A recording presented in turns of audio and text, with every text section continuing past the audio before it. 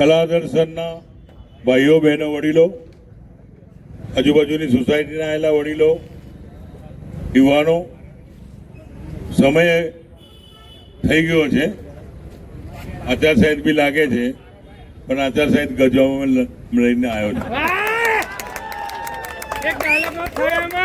हमको मिटा सके वो जमाने में दम नहीं,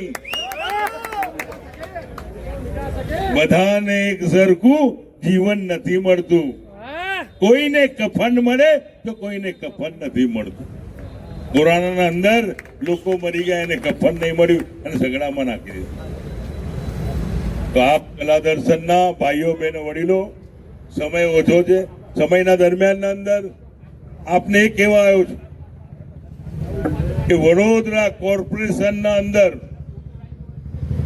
જ્યારે અમે બે ભાઈઓ મેદાનમાં નીકળ્યા છે, 40 વર્ષ સુધી લોકોની સેવા કરી, સેવક તરીકે એ જ પ્રમાણે ચંદ્રકાંત શ્રીવાસ્તવ મારા મોટા ભાઈ, એમને બી લોકોની સેવા કરી, એ કામો કરતા।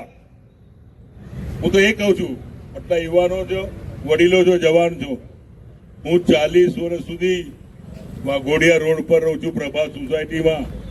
કોઈ મારી પાસે આવ્યો હોય અને કોઈને ધિક્કાર કરીને મોકલ્યો હોય એક વ્યક્તિ બતાવી દો તો જીવનભર તમારો ગુલામ થઈ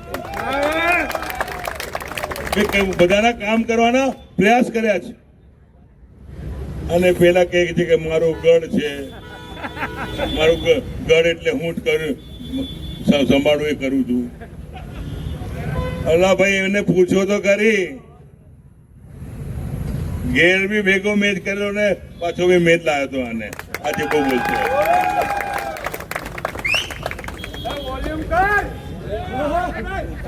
અવાજ ઉઠાય, અવાજ બનાય ભાઈ, હાલો।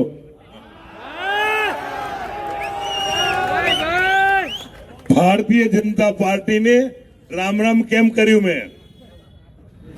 ભારતીય જનતા પાર્ટી માટે જે કર્યું એ ગુજરાતના અંદર ને વડોદરા શહેરના અંદર કોઈ નથી કર્યું, મેં કર્યું છે। 6 મહિના જેલમાં રહી આવ્યો ભારતીય જનતા પાર્ટીના લીધે। ભારતીય જનતા પાર્ટીમાં ચેરમેન તરીકે મને ચેરમેનગીરી આપેલી હતી, એગ્રોનો ચેરમેન, ને એગ્રોનો ચેરમેન થઈને કરોડોનો કૌભાંડ પકડ્યો મેં, કરોડોનો કૌભાંડ પકડ્યો એટલે તરત આજના મુખ્યમંત્રી ભૂપેન્દ્ર પટેલ કે મધુભાઈ અહીંયા વાત કહું છું એના ચેમ્બરમાં, એના મુખ્યમંત્રીના ચેમ્બરમાં બોલાવીને 4 જણને બોલાવીને મને કહે છે કે મધુભાઈ આ ચેપ્ટર બંધ કરી દો, પાર્ટી બદનામ થશે।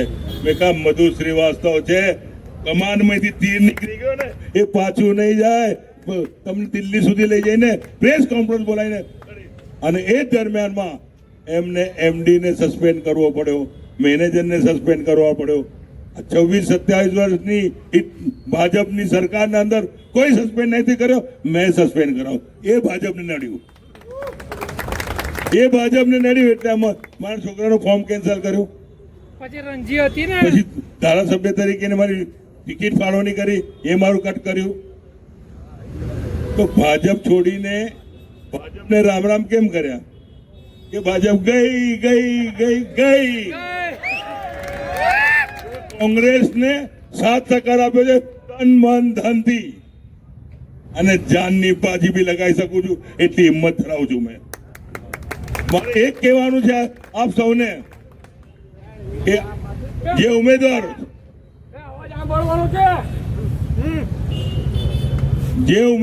ઉભા છે, 4 ઉમેદવાર ઉભા છે નવા, ખરેખર અનુભવી માણસ જોઈએ, વિકાસ કેવી રીતે કરવો એ અનુભવી જોઈએ। તો મારે તો એ આપ સૌને કહેવાનો વારો આવ્યો છે આ સમયમાં કે રહું છું તો પ્રભાત સોસાયટીમાં જ, પઠ્ઠેટ મહાદેવ તળાવ પર મંદિર બનાવ્યું છે, આપને ખબર હોય તો, મોહમ્મદ તળાવ ને મહાદેવ તળાવ બનાવીને બજરંગબલીનું મંદિર 200 ફૂટ પર બનાવ્યું છે, અને કરોડો રૂપિયા ખર્ચીને બનાવ્યું છે, કોઈની ઉઘરાણી કરીને નહીં, કે કોઈ માલિક કોઈ ફેક્ટરીના પાસેથી રૂપિયા લઈને નહીં, અમારા કુટુંબ શ્રીવાસ્તવના કુટુંબના પૈસાથી મંદિર બનાવ્યું છે. એ એક નિશાની જોઈએ છે. લોકો ઘણા મંદિરો બનાવ્યા છે પણ ઉઘરાઈને બનાવ્યા છે. રામ મંદિરની વાત કરે છે, રામના અમે ભગત છે, વર્ષોથી રામની સેવા કરતા આવ્યા છે. રામના દરવાજા અયોધ્યામાં ખોલ્યા કોઈ છે એ ખબર છે કોઈને? કોંગ્રેસના રાજુભાઈએ ખોલ્યા હતા. હવે ચડી બેઠા બનાવેલા વખત પર જય સિયારામ. જય સિયારામ તો અમે રાતભર બોલતા હોય છે, અમારા હૃદયમાં લખ્યા છે જય સિયારામ.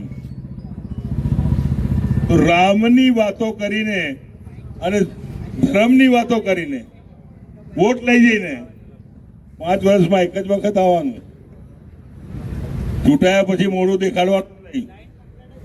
ફેર ચૂંટણી આવે એટલે નવા ઉમેદવારને ઉભા મૂકી દેવાનો. નવા ઉમેદવાર મૂકી દે, એમને અનુભવ ના હોય કે ભાઈ ડેનેજ ઉપડાવે છે કેવી રીતે કરવું, પાણીનું પ્રેશર કમાવે છે કેવી રીતે કરવું, પ્લાન કે નોન પ્લાનના રોડની ધ્યાન ના હોય કે પ્લાન શું ને નોન પ્લાન શું. ભલે ગ્રેજ્યુએટ બનેલા હોય પણ કોર્પોરેશનના કામના હિતની કામો માટે અનુભવી જોઈએ.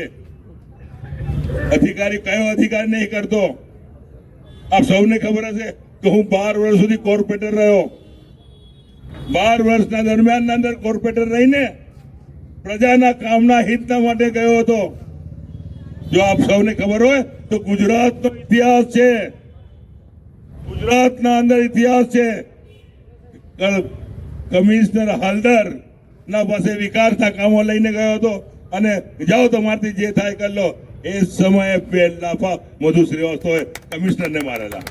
ભલે મારા પર પાસા લાગી, હું જેલમાં બી જઈને આવ્યો, છૂટીને બી આવ્યો, પણ પ્રજાને લીધે ગયો. મારા પોતાનો કોઈ ઝઘડા નહીં. આમ પ્રજા સાથે મારો કોઈ ઝઘડો નહીં. ઝઘડો અધિકારી સાથે થયો હશે. વધુ સમય ના લેતા, બોલવું તો ઘણું છે મારે આપને. સમય નથી, સમય ના અનુલક્ષિત હું એ જ આપને કહેવા આવ્યો છું ને વિનંતી કરવા આવ્યો છે. કલા દર્શનના ભાઈઓ બહેનો વડીલો ઉભા છે બધાને કે પરિવર્તન લાવો. 25 વર્ષ સુધી તો અમને લાઈ કર્યા છે આપણે. હવે કોંગ્રેસને લાવો અને ભાજપને જાઓ કરો. મારું એ જ કહેવાનું છે. એક મતદારને 4 વોટ આપવાનો, એક મતદારને 4 પંજાને સિક્કા મારવાના છે અને એક સિક્કો 5મો મારવાનો છે. તારે વેલિડ ગણાશે આપનો મત અને જીતવાનું નક્કી છે. એમાં કોઈ શંકાનો સ્થાન નથી.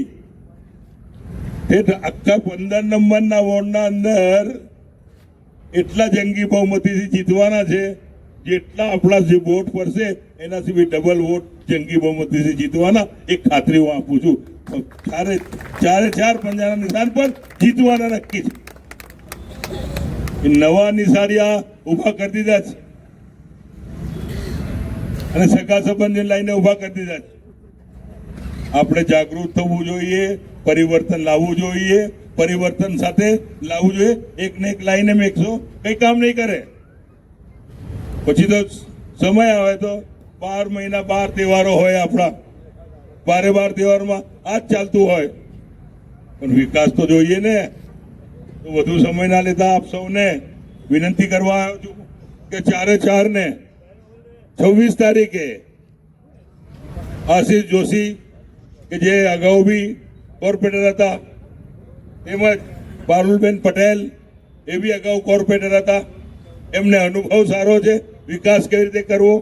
તે જ પ્રમાણે મારી દીકરી નીલમ શ્રીવાસ્તવ કે જેને મારા વાઘોડિયાનું 20 સાલ સુધી અનુભવ છે વિકાસ કેવી રીતે લાવવાનો છે કરવાનું. એ જ પ્રમાણે હિતેશ માછી કે જે મારા દીકરો દીપક શ્રીવાસ્તવનો ખાસ મિત્ર છે અને દીપક શ્રીવાસ્તવના સાથે વિકાસના કામો 10 વર્ષ સુધી મારો દીકરો કોર્પોરેટર રહ્યો. આ વિસ્તારના અંદર જે કઈ વિકાસના કામો કર્યા તો હિતેશ માછીએ અને એના કાર્યકર્તાઓ મળીને કર્યા છે. એ જ પ્રમાણે આપને વિનંતી કરવા આવ્યો છું. આપનો જ રહીશ જ્યાં સુધી હું જીવતો રહ્યો. મારી સાહસમાં સાહસ રહી. અડધી રાતે આવજો, તમારું કામ કરવાનો પ્રયત્ન કરીશ. એ જ ખાતરી આપું છું. જય હિન્દ, જય ભારત.